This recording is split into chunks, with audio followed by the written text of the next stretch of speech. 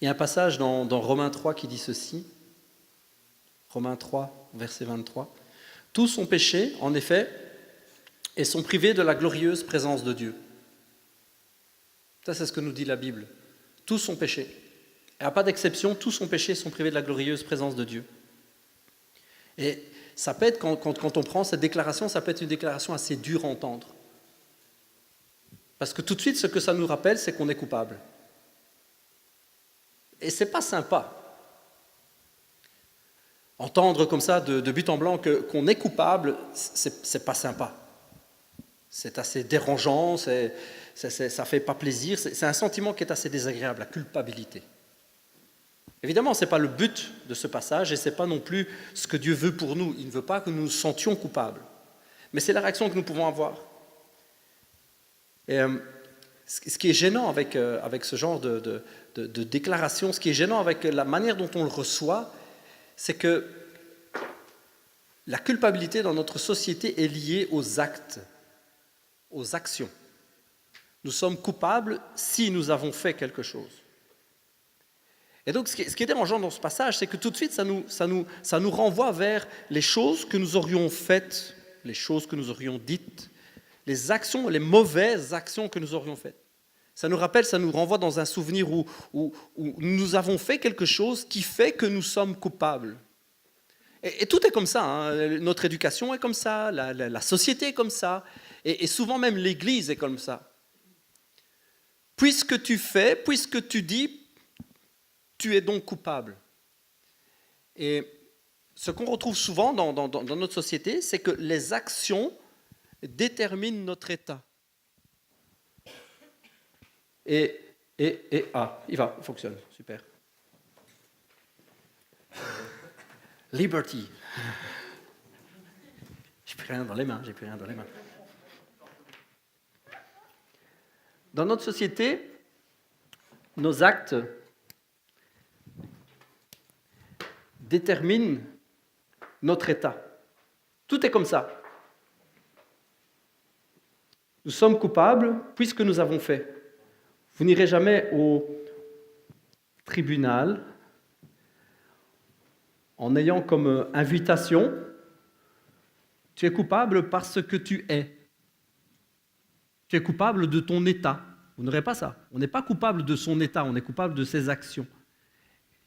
Et nous avons grandi comme ça, l'Église est comme ça, en nous disant que nous sommes coupables parce que nous avons fait quelque chose. Et quand nous lisons ceci ou quand nous entendons cela, tous ont péché, en effet, et sont privés de la glorieuse présence de Dieu, ça nous renvoie vers nos actions, vers ce que nous avons fait, nous aurions fait, ce que nous avons dit. Nos mauvaises actions font que nous sommes donc privés de ce que Dieu a pour nous.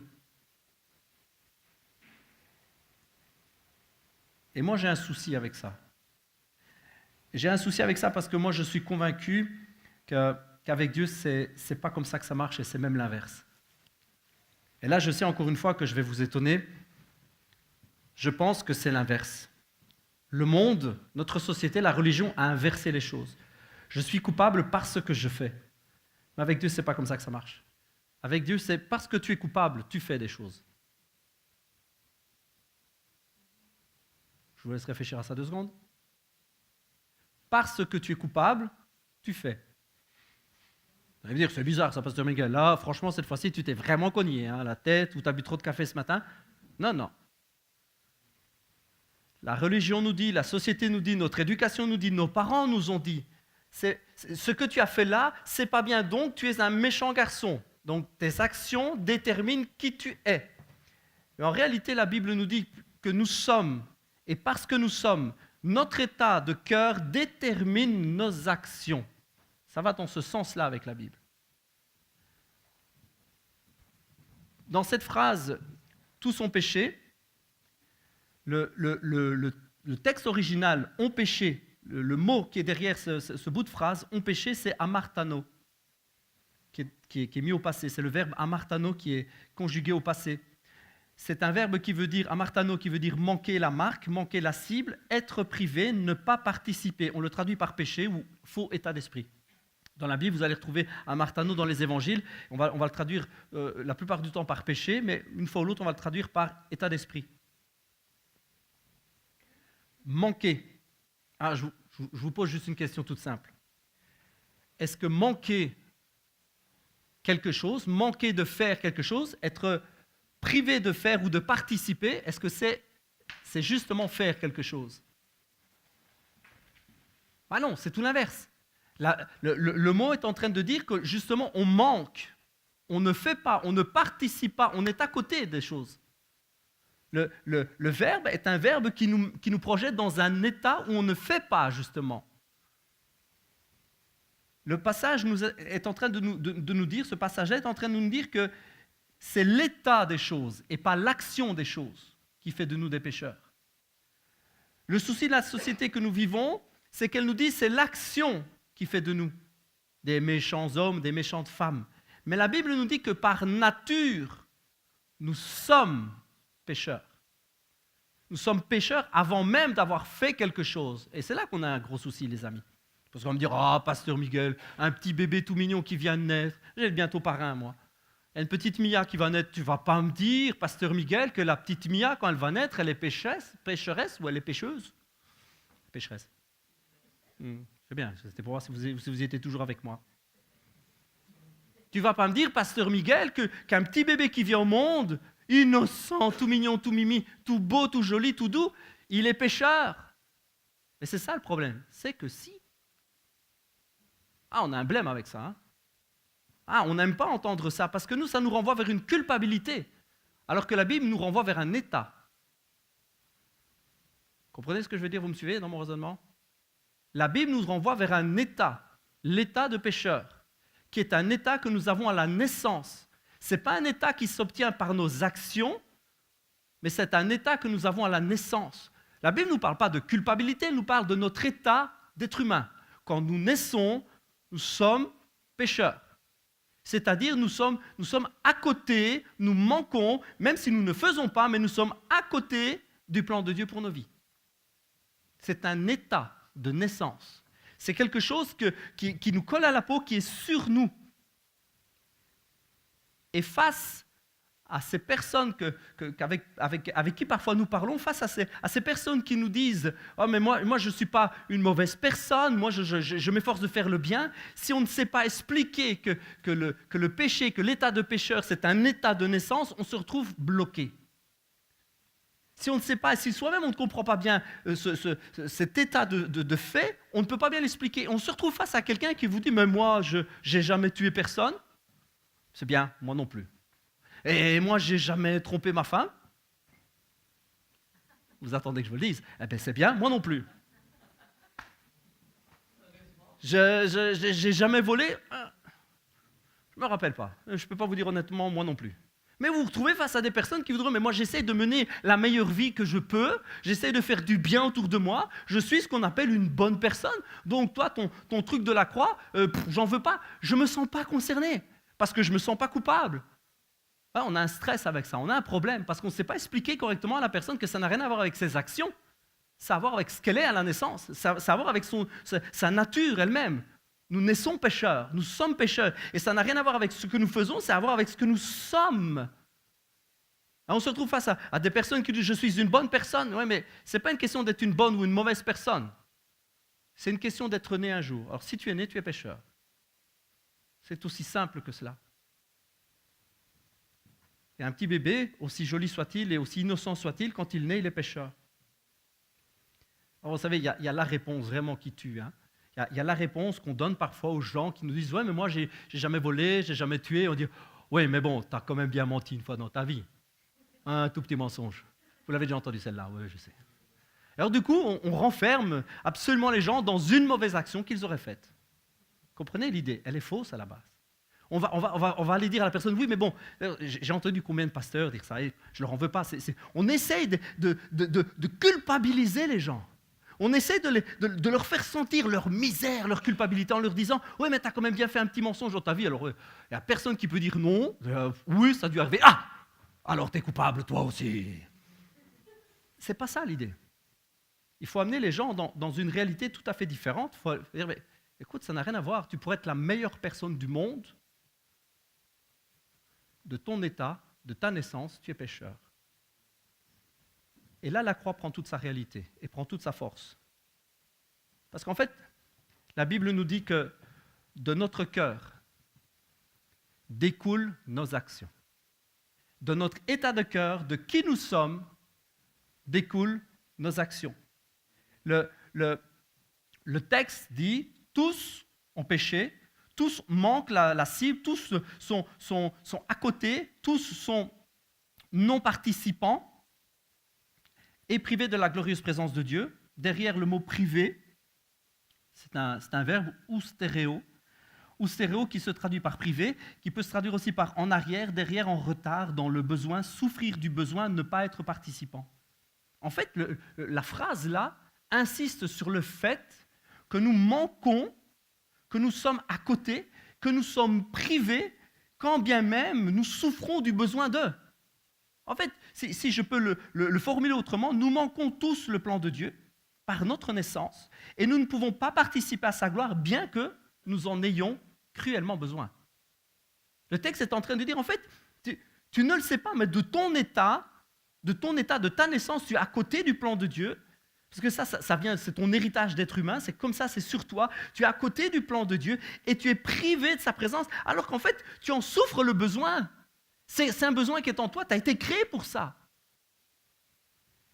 C'est un état, c'est quelque chose qui est en nous. Nous sommes privés parce que sa nature divine n'est plus en nous. Alors que Dieu a créé l'homme à son image, il a créé Adam à son image. Adam a fait le mauvais choix et son action a déterminé l'état de toute l'humanité. Et nous naissons dans cet état. Quand bien même, vous me suivez? Quand bien même nos actions sont bonnes. Cela n'a rien à voir. Nous naissons et nous sommes déjà dans cet état de fait. Nous sommes déjà pécheurs. Et alors que nous naissons, alors que nous venons dans ce monde, nous sommes privés de la nature divine et nous sommes privés de sa gloire et nous passons à côté et nous sommes incapables de changer cela. C'est absolument impossible. Nous ne pouvons pas changer cela. Ce que nous sommes détermine nos actes et notre cœur détermine nos choix. Alors que nous sommes pécheurs, nous agissons comme des pécheurs. La Bible ne nous dit pas, puisque tu te comportes comme un pécheur, tu es un pécheur. La Bible te dit, puisque tu es pécheur, par nature, par naissance, puisque c'est sur toi, tu te conduis comme un pécheur, parce que ton cœur détermine tes choix. Et ce que tu es, ce qui tu es, détermine tes actes. La religion nous dit le contraire, le monde nous dit le contraire, notre éducation nous dit le contraire. Et si nous laissons cette idée, si nous ne savons pas expliquer, si nous ne vivons pas réellement la croix, et si nous ne réalisons pas cela, nous allons nous comporter en chrétiens de la même manière. Ça veut dire quoi, les amis? Puisque nos actions déterminent notre cœur, nous allons d'abord changer notre façon de faire pour pouvoir changer notre cœur. Vous me suivez? Si c'est parce que je me comporte mal que je suis un pécheur, pour ne plus être un pécheur, qu'est-ce que je fais? Je ne me comporte plus mal. Mais là, on a un problème aussi. Parce que ce n'est pas ce que nous dit la Bible. La Bible ne nous dit pas, pour ne plus être un pécheur, change ta façon de faire. Ça, c'est ce que la religion vous dira. Ça, on vous le dira toujours. Eh bien, ne sois plus un pécheur, fais différemment. Mais ça, encore une fois, c'est zapper complètement la croix. C'est zapper ce que Jésus est venu faire. C'est complètement mécomprendre, mal comprendre et complètement foirer l'idée. C'est pas ça du tout. La Bible te dit, si tu veux plus être un pécheur, ce qu'il faut d'abord, c'est changer ton cœur. Ben mince, alors, on fait ça comment? Transplantation. On ouvre, on prend celui d'un meilleur, on met à la place, on ferme. 2 mois d'hôpital, c'est fait, un peu de revalidation, un peu de sport, et hop, c'est reparti, vous êtes un homme neuf. Non, ça ne marche pas. Ça ne marche pas comme ça. On ne peut pas changer sa propre nature. La Bible dit, avant de changer tes actes, laisse tomber tes actes, parce que ce n'est pas tes actes qui déterminent qui tu es. Qui tu es détermine comment tu te comportes. Alors, pour te comporter autrement, change ton cœur. Et là, vous dites, mais je fais comment? Comment c'est possible? Comment se changer soi-même? Paul l'explique très très bien. Il explique, il a analysé. Dans Romains, on retrouve cette étude. Paul analyse qui il est, analyse ses actions, et réalise quelque chose de très fort. Il est impossible d'y échapper. C'est pas marrant comme message de Pâques, je sais, c'est vraiment pas marrant. C'est foutu en fait, les amis. C'est foutu, royalement foutu. Je ne comprends pas ce que je fais. Je ne fais pas ce que je veux et ce que je déteste, je le fais. Romains 7. Et si je fais ce que je ne veux pas, je reconnais par là que la loi est bonne, ce qui était demandé de faire à l'époque. En réalité, ce n'est plus moi qui le fais, mais c'est le péché qui habite en moi.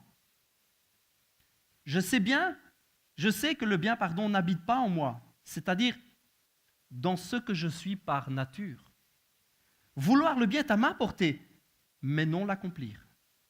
Je ne fais pas le bien que je veux, mais le mal que je ne veux pas, je le commets. Si donc je fais ce que je ne veux pas, ce n'est plus moi qui le fais, mais c'est le péché qui habite en moi. Alors, c'est le pire de tous les constats qu'on pouvait faire sur l'homme. C'est pire que tout. Paul, il décortique les histoires et puis il dit, en fait, c'est même pas une question de loi, de ce qu'on demande, ce qu'il faut pas faire. C'est pas ça, en fait. C'est pas la loi, le problème. Le problème, c'est que c'est pas possible. Que quand bien même je voudrais faire le bien, parce que quelque part, il y a une aspiration du cœur à vouloir faire le bien. Il y a quelque chose en nous qui dit, je rêve d'un monde beau, je rêve d'un monde juste, je veux essayer de plaire à Dieu par mes actes. Mais le problème, c'est que notre nature nous empêche de le faire. Paul constate et dit, mais en fait, c'est impossible à faire. Ah, ça c'est génial, hein? C'est extraordinaire. Dieu nous demande donc de ne pas tuer, de ne pas ceci, de ne pas faire cela, d'être des hommes parfaits, et c'est impossible à faire. C'est le constat de Paul. En fait, je voudrais faire le bien, mais c'est impossible. Le bien n'habite pas en moi, c'est-à-dire dans ce que je suis par nature. C'est Paul qui le dit. Et Paul est en train de dire, oui, ce n'est pas un problème de loi. Alors, on est d'accord là-dessus, les amis. Paul n'est pas en train de dire que la loi est toujours d'actualité et toujours applicable. Ce n'est pas ça qu'il est en train de dire. Il dit, le problème, ce n'est pas la loi. Le problème, c'est nous, c'est notre nature. Il n'est pas en train de dire, du coup, les gars, ce qu'il faut, c'est accomplir la loi. Je sais que dans beaucoup d'endroits et dans beaucoup de milieux, et Pâques sera peut-être l'occasion de dire, grâce au sacrifice de Jésus, nous sommes maintenant rendus capables d'accomplir tout ce qu'il faut accomplir. C'est chaud boulette, hein, ça. Moi, je ne vous dirai pas ça parce que je ne le crois pas. Je ne crois pas que c'est ça l'idée du tout, j'en suis même convaincu. L'idée, ce n'est pas que Jésus est venu nous rendre capables d'accomplir toute la loi, ce n'est pas vrai. Ce n'est pas ça qui est écrit. Et Paul est très clair là-dessus. Le même passage, hein, Romains 7, je suis toujours dans Romains 7, je lis juste au-dessus. Romains 7, ne savez-vous pas, frères, c'est le terme de l'époque, hein, il ne parle pas qu'aux hommes, il parle aussi aux femmes, mais bon, c'est le terme de l'époque. Ne savez-vous pas, frères et sœurs, que je parle à des gens qui connaissent la loi et que la loi ne régit un homme que durant le temps de sa vie. Il fait un parallèle entre la loi, ce que nous devons faire, et la loi et le mariage. Accrochez-vous à vos baskets. Ainsi, une femme mariée est liée par la loi à son mari tant que celui-ci est en vie. Mais s'il vient à mourir, elle est libérée de la loi qui le liait à lui. Donc, si du vivant de son mari elle appartient à un autre homme, elle sera considérée comme adultère. Mais si son mari meurt, elle est affranchie de cette loi et peut donc appartenir à un autre sans être adultère. Je vous la fais lentement. Il est en train de dire, vous savez tous que le mariage lie un homme et une femme tant qu'ils sont vivants. Mais si le mari meurt, la femme est libre de se remarier avec quelqu'un. Vous avez compris? Il prend cet exemple parce que c'est quelque chose que tout le monde de l'époque comprend bien. Aujourd'hui, on aurait peut-être un peu plus de mal avec cette notion de mariage. On aurait un peu plus de mal avec le taux de divorce. Soit. On aurait peut-être un chouïa plus de mal avec ça. Mais à l'époque, ils comprennent bien. Ils font tous « Ah, ouais. Oui, c'est vrai, c'est impossible de se remarier avec quelqu'un d'autre tant que son mari est vivant. Impossible. » Oui, ils comprennent bien. Alors, j'imagine qu'ils sont en train de lire la lettre et disent « Ah, et de son vivant, on peut... » Ben oui, bien sûr. Et puis, jamais de son vivant, on pourra... Et puis, il dit « Il en est de même pour vous, frères. » Comment ça? Par la mort du Christ, vous êtes vous aussi morts par rapport à la loi. Paul a dû louper une phrase. Je leur lis. Il en est de même pour vous, frères. C'est-à-dire mari, femme, qu'on ne peut pas quitter tant qu'il est vivant. Par la mort du Christ, vous êtes vous aussi morts par rapport à la loi, pour appartenir à un autre. Je remets mes petits cubes dans le bon ordre, je remets mes petits Legos. Donc, si moi je suis comme la femme, et à l'époque, j'étais comme lié à la loi. Tant que la loi était vivante, j'étais lié. Mais maintenant que Jésus est venu et qu'il est mort en emportant avec lui dans la mort la loi est morte. Donc je peux me remarier à quelqu'un d'autre. Génial. Et à qui je suis marié donc? À Jésus. La grâce. Par la mort du Christ, vous êtes vous aussi morts par rapport à la loi pour appartenir à un autre, à celui qui ressuscitait des morts pour que nous portions des fruits pour Dieu. Paul est hyper clair, les amis. Il n'est pas en train de vous dire, ouais, non, voilà, le problème, ce n'est pas la loi, le problème, c'est nous, donc accomplissez la loi. Ce n'est pas ça du tout qu'il est en train de dire. Il vient de leur expliquer par A plus B, X, Y, Z, et tout ce qui va avec, il passait par l'alphabet. On n'est plus sous la loi. Alors que Jésus est mort, il a emporté avec lui tout le régime de la loi, toute la punition, toute la culpabilité de la loi, tout ça, il l'a emporté à la mort avec lui. Il l'a enfoui en terre avec lui. Alors qu'il est mort, tout ça est mort. Et lui, il est revenu à la vie, mais seul. Il est revenu à la vie avec quoi? Avec la glorieuse gloire, avec la grâce, avec l'amour. Il est revenu à la vie avec la justice qu'il nous offre. Il est revenu à la vie avec cela. Et c'est un peu le cadeau de mariage. Alors que Jésus revient à la vie, il revient, la loi est derrière. C'est fini. Ça, c'était l'Ancien Testament. Mais le Testament, c'est quand la personne est décédée. Donc la loi est morte, c'est fini. Et il revient à la vie. Il dit, les gars, maintenant, votre cadeau, c'est la grâce. Et nous vivons pour la grâce. Nous vivons par la grâce. Nous vivons en lui, pour lui, par lui. Paul est très clair là-dessus.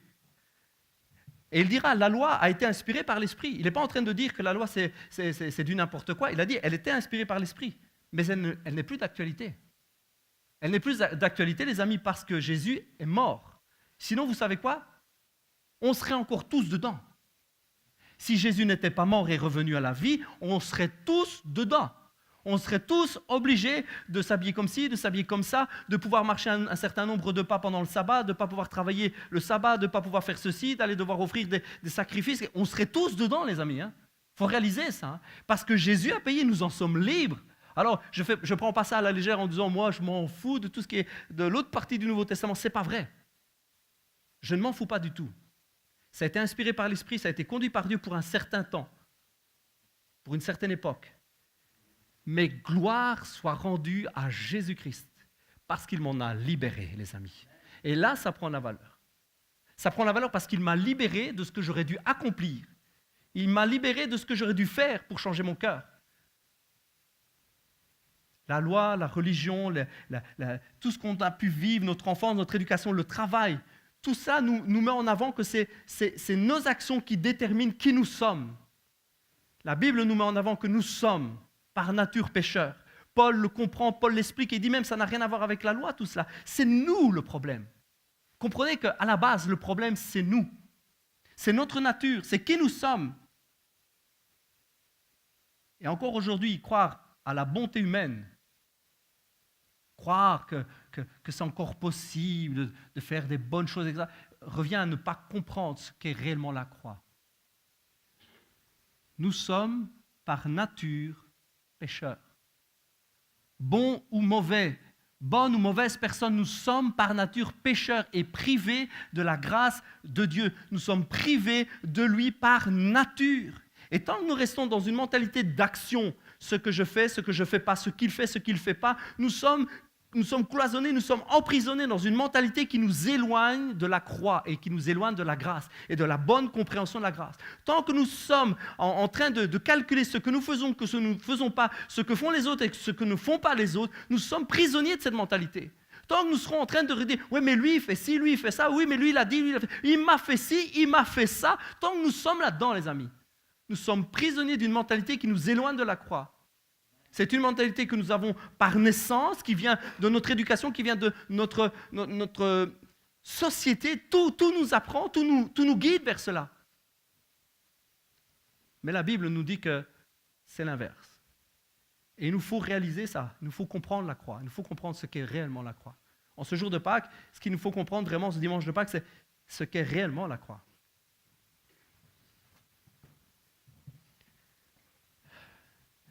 Moi, je ne comprends pas, Pasteur Miguel, parce que je suis une bonne personne. Moi, j'essaie de faire tout ce qu'il faut, j'essaie d'être bien. Une question entre toi et moi. Si tu es une bonne personne, dans quelle catégorie tu te mets quand Jésus dit qu'il est venu mourir pour des pécheurs? Je te laisse réfléchir à ça. Si tu crois être une bonne personne, pour qui Jésus est-il venu mourir? Pas pour toi, apparemment.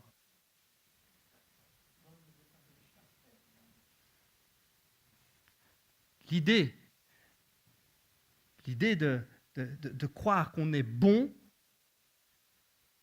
revient à penser qu'on a quelque part en nous du bon et revient à dire que cette partie de bon n'a pas besoin de Dieu.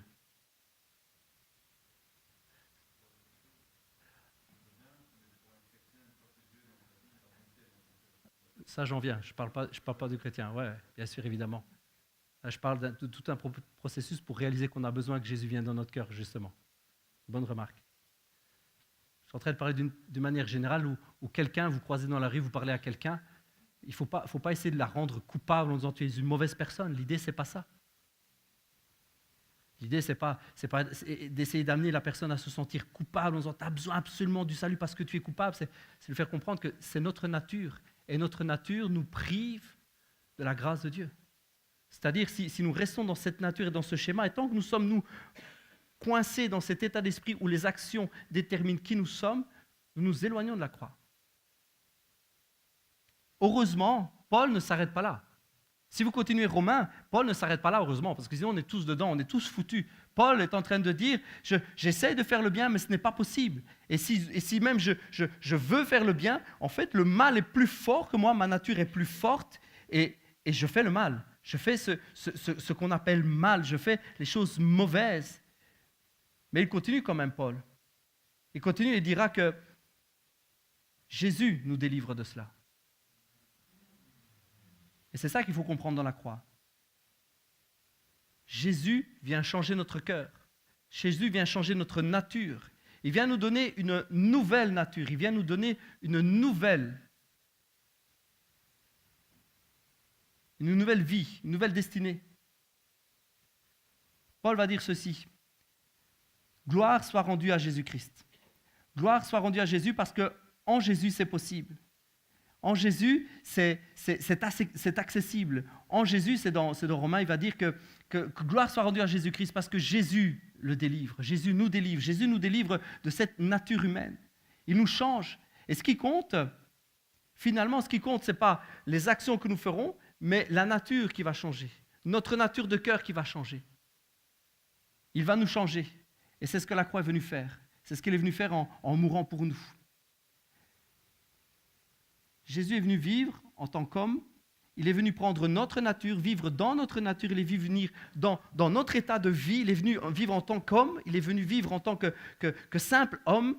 Il n'est pas venu vivre en tant que Dieu. Il est venu vivre en tant qu'homme. Il s'est chargé de nous. Et il a pris cette nature et il l'a fait mourir. Il a fait mourir cette nature humaine. Et il est ressuscité glorieux. Gloire soit rendue. Dieu soit loué. Gloire soit rendue à Jésus. C'est par Jésus-Christ notre Seigneur. Paul, on vient à cette constatation que si Jésus ne met sa main, si Dieu ne met sa main, il est foutu. Il dira donc au verset 24, « Malheureux que je suis, qui me délivrera de ce corps voué à la mort ?»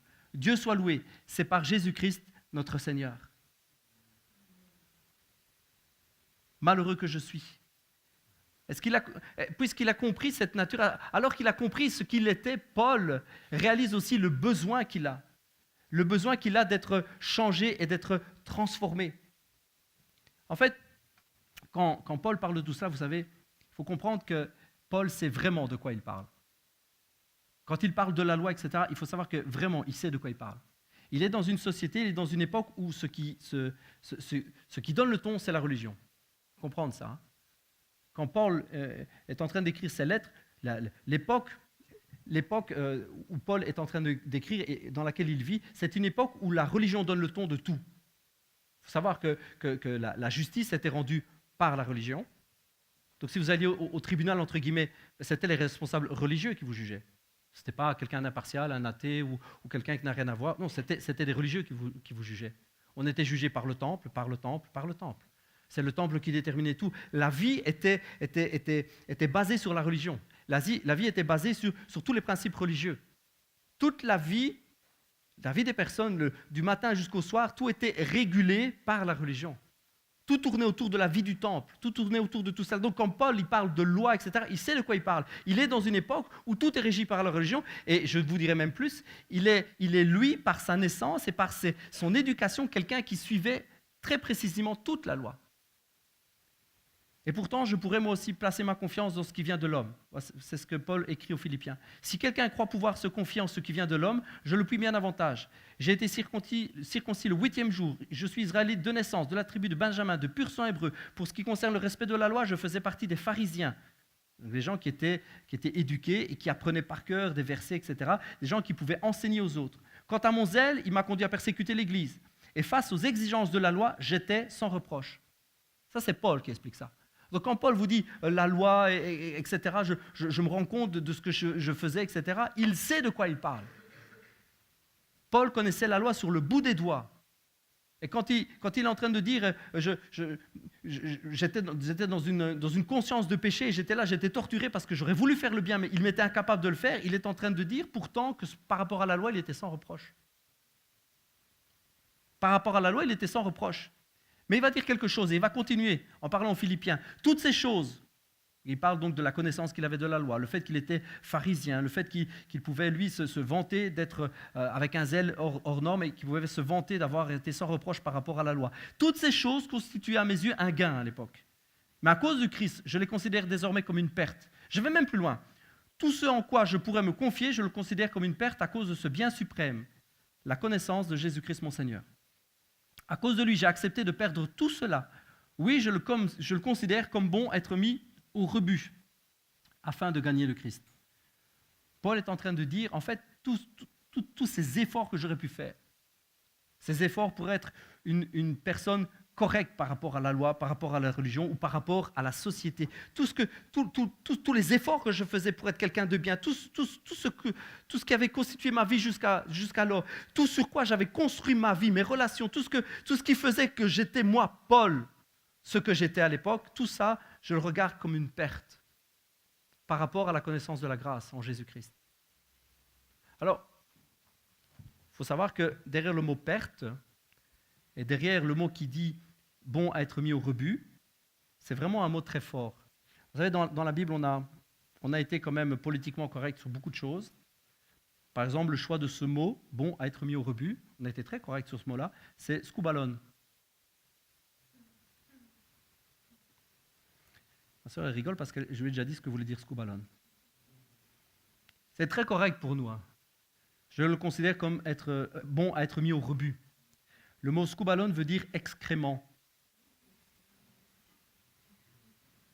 C'est joli, c'est joliment tourné. Bon à être mis au rebut. En fait, il dit, c'est du brin. C'est de la merde.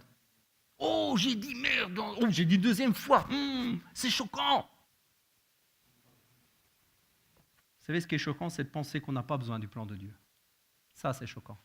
Paul est en train de dire, il leur écrit, il leur dit, je regarde toute ma vie passée, tous les efforts que j'aurais pu faire, tout ce que je considérais faire de moi une bonne personne, tout ce que j'avais fait pour être qui je suis. J'avais bâti ma vie, j'avais bâti mes relations sociales, mes relations de travail. J'avais tout bâti là-dessus, j'avais construit ma vie, j'avais pris du temps à bâtir quelque chose de fort. Et j'étais quand même devenu quelqu'un, bon sang, j'étais une bonne personne, j'étais quelqu'un de bien. Et tout ça, je regarde ça tout comme du brin. C'est tout ça, en fait, c'est bon à jeter aux ordures, c'est de l'excrément. Parce que j'ai connu Christ. En fait, c'est dans la comparaison des choses. Il réalise qu'en fait, tous les efforts qu'on peut faire ne servent absolument à rien. Je ne suis pas en train de vous dire que le bien qu'on fait n'a aucune valeur. Comprenez-moi bien. Je ne suis pas en train de vous dire, de toute façon, on s'en fout, alors faisons ce qu'on veut et faisons le mal partout. Ce n'est pas ça qu'il est en train de dire, Paul, et ce n'est pas du tout ce que je suis en train de vous dire. Mais baser sa vie en disant, ouais, je suis arrivé à faire quelque chose de bien, c'est ne pas comprendre la croix. Avoir l'impression qu'on est une bonne personne et avoir une estime sans la croix. C'est d'accord, le frère? Sans la croix, en dehors de notre vie chrétienne. Si on n'a pas compris que c'est Jésus qui nous donne de la valeur, on n'a rien compris.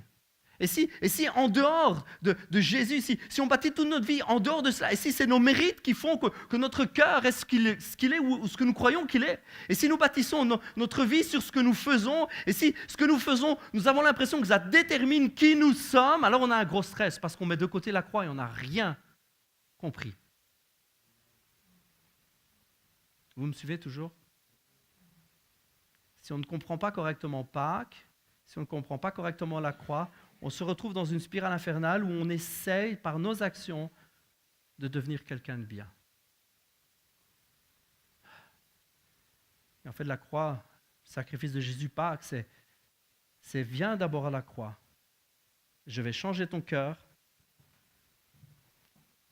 Et de ton nouveau cœur découleront de nouvelles actions. Et tu seras quelqu'un de tout neuf.